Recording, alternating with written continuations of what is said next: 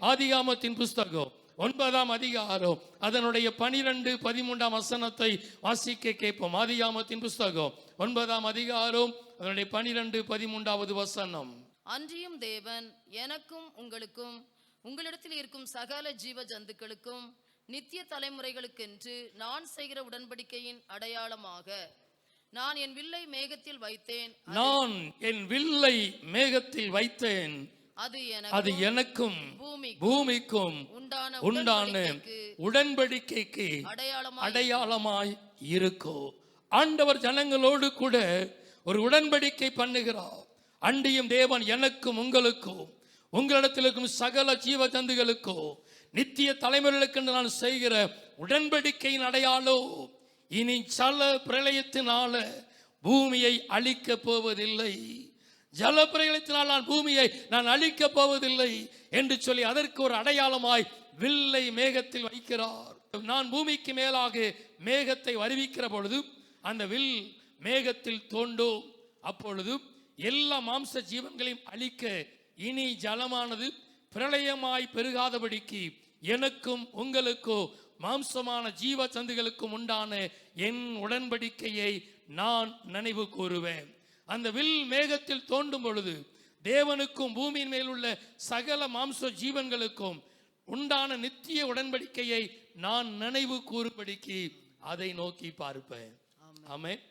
நோவாவோடு கூட கர்த்தர் உடன்படிக்கை பண்ணினார். ஜல பிரளயத்தினால நான் இனி பூமியை அழிக்க போவது இல்லை என்று சொல்லி உடன்படிக்கை பண்ணி அதற்கு ஒரு அடையாளமாய் இந்த வில்லை மேகத்தில் வைத்து அது மேகத்தில் தோன்றுகிற பொழுது நான் அதை நினைவு கூர்ந்து இனி உங்களை அழிக்காதபடி பாதுகாப்பேன் என்று கர்த்தர் உடன்படிக்கையின் அடையாளமாய் வெளிப்படுத்தினார். நல்லா கவனிக்கணும். நமக்குள்ளேயும் ஒரு பெரிய கேள்வி வரும்.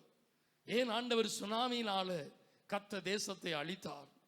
ஜல பிரளயத்தினால அழிக்க மாட்டேன் கர்த்தர் உடன்படிக்கை பண்ணினாரு. உடன்படிக்கையின் அடையாளத்தை கர்த்தர் கொடுத்தாரு.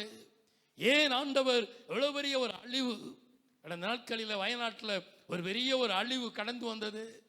ஜனங்கள் கூட்டம் கூட்டமாய் மரித்தார்களே. ஆண்டவர் உடன்படிக்கை பண்ணினாரு.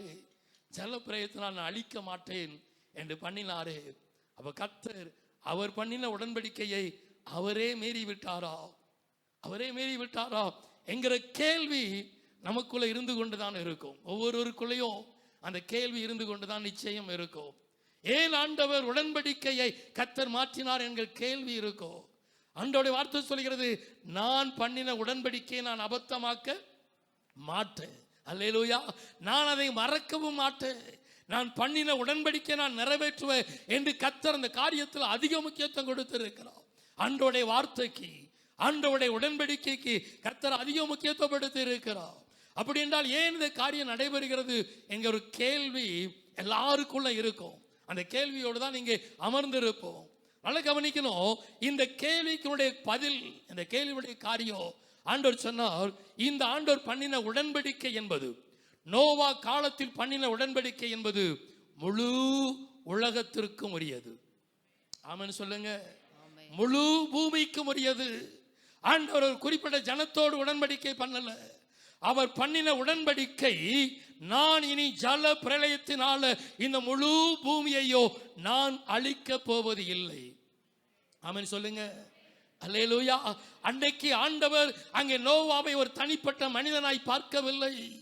அங்கே இருக்கின்ற முழு ஜனங்களோ ஆண்டவர் அந்த காரியத்தை அழிக்கிற பொழுது ஒரு பட்டணம் மாத்திரம் அழிக்கப்படவில்லை, ஒரு கிராமம் மாத்திரம் அழிக்கப்படவில்லை, ஒரு பகுதி மாத்திரம் அழிக்கப்படவில்லை, ஒரு மாவட்டம் மாத்திரம் அழிக்கப்படவில்லை, ஏன் ஒரு மாநிலம் மாத்திரம் அழிக்கப்படல, முழு பூமியையோ கர்த்தர் அந்த காரியத்தின் நிமித்தம் அந்த காரியத்தை செய்தார். அல்லேலூயா. இது முழு பூமிக்கும் சொல்லப்பட்ட ஒரு வார்த்தை. இனி ஜல பிரளயத்தினால நான் முழு பூமியையும் நான் அழிக்க போவது இல்லை. ஆமென்.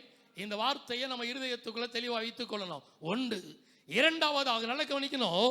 இரண்டாவது அதற்குள்ள காரியம், அந்த ஜல பிரளயம் நடந்த பொழுது 40 நாட்கள் இரவும் பகலோ வானத்தின் மதகுகளையும் ஆழத்தின் ஊற்றுகளையும் கர்த்தர் திறந்தார். ஆமென். அல்லேலூயா. இந்த சம்பவம் ஆண்டவரை பார்க்கிற பொழுது 40 நாட்கள் வானத்தின் மதகுகள் அனைத்தும் திறக்கப்பட்டது. கீழே இருக்கிற ஆழத்தின் ஊற்றுகள், மேலிருந்து மாத்திரம் மழை ஊற்றல, கீழே இருந்தோ ஆழத்திலிருந்து ஊற்றுகள் பெருக்கெடுத்து ஓடினது. அந்த வசனத்தை நல்லா வீட்டில் வாசித்து பாருங்க. ஆழத்தின் ஊற்றுகள் திறக்கப்பட்டது, வானத்தின் மதகளும் திறக்கப்பட்டது. 40 நாட்கள் இரவும் பகலோ ஆண்டவர் பெரிய ஒரு ஜல பிரளயத்தை ஆண்டவர் அன்னைக்கு பூமியில கர்த்தர் ஊற்றினார். ஆமென். இன்னைக்கு அப்படிப்பட்ட சம்பவம் எங்கேயாவது நடந்திருக்கா? ஆனா நல்லா கவனிக்கணும், இங்க 40 நாட்கள் இரவும் பகலோ.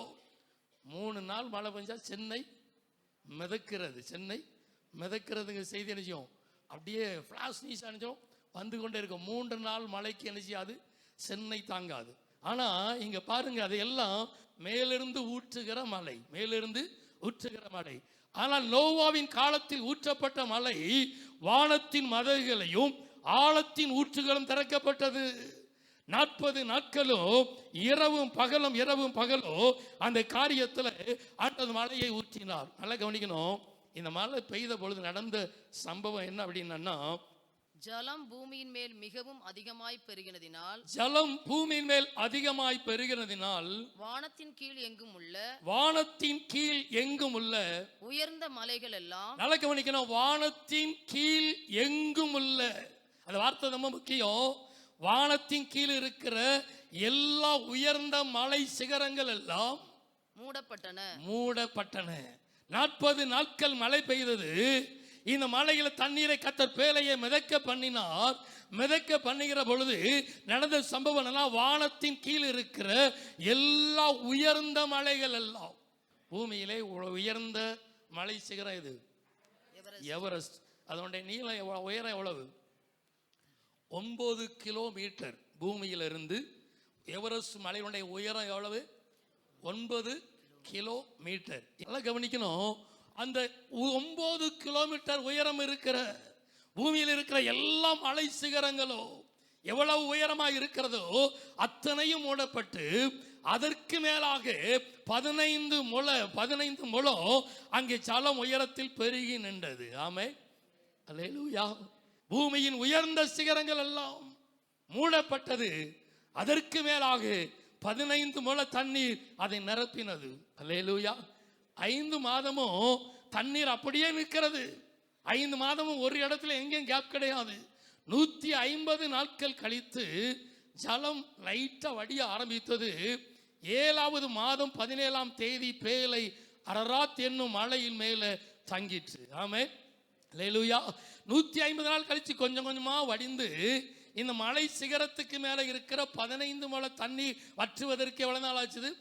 2 மாதம் ஆனது. அப்பதான் மலை சிகரத்தை கண்டுபிடிச்சிருக்கிறாங்க. 2 மாதம் கழித்து மலையில வந்து அந்த பேலை நிற்கிறது. அதற்கு பின்பு கீழ் 5வது வசனத்தை வாசிப்போம். 5வது வசனம், 10ஆம் மாதம் மட்டும் ஜலம் வடிந்து கொண்டே 10 மாதம் 40 நாட்கள் இரவும் பகலோ விடிய பெய்த மழை 10 மாதங்களோ அங்கே அப்படியே பூமியை நிரப்பி கொஞ்சம் கொஞ்சமாய் வடிவதற்கு 10 மாதங்கள் ஆனது. அல்லேலூயா, அல்லேலூயா. அவ்வளவு பெரிய ஒரு அழிவு அந்த நாட்களிலே உண்டானது. அல்லேலூயா. அவ்வளவு பெரிய ஒரு காரியம் அந்த நாட்களில் உண்டானது. ஆண்டவர் அதன் பின்பு தான் சொல்லுகிறார். அதன் பின்பு 15ஆம் வசனத்தில் ஆண்டவர் சொல்லுகிறார், அப்பொழுது நான் எல்லா மாம்ச ஜீவங்களையும் அழிக்க இனி ஜலமானது பிரளயமாய் பெருகாதபடிக்கு எனக்கும் உங்களுக்கோ மாம்சமான சகல ஜீவ ஜந்துகளுக்கும் உண்டான என் உடன்படிக்கையை நான் நினைவு கூறுவேன். அல்லேலூயா.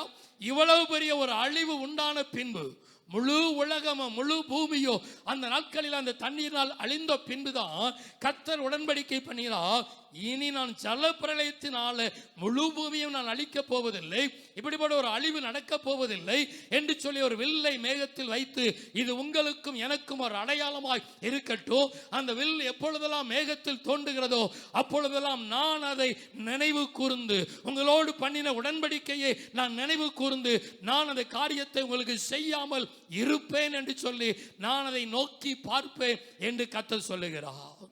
ஆமென், அல்லேலூயா. நான் உங்கள் மேல கண்ணோக்கமாக இருப்பேன். நான் உங்களுடைய உடன்படிக்கையை திடப்படுத்துவேன். நான் அதை நோக்கி பார்ப்பேன். எப்பொழுதெல்லாம் உனக்கு விரோதமாய் அழிவு வர ஆரம்பிக்கிறதோ, எப்பொழுதெல்லாம் காரியங்கள் கடந்து வர ஆரம்பிக்கிறதோ, அப்பொழுதெல்லாம் நான் பண்ணின உடன்படிக்கையை நான் நினைவு கூர்ந்து நான் நோக்கி பார்த்து அதை நான் செய்யாதபடி உங்களை பாதுகாப்பேன். அன்றைக்கு சொன்ன வார்த்தை இன்றைக்கு வரைக்கும் கர்த்தர் அந்த உடன்படிக்கையின் அடையாளத்தை கர்த்தர் நிறைவேற்றி கொண்டிருக்கிறார்.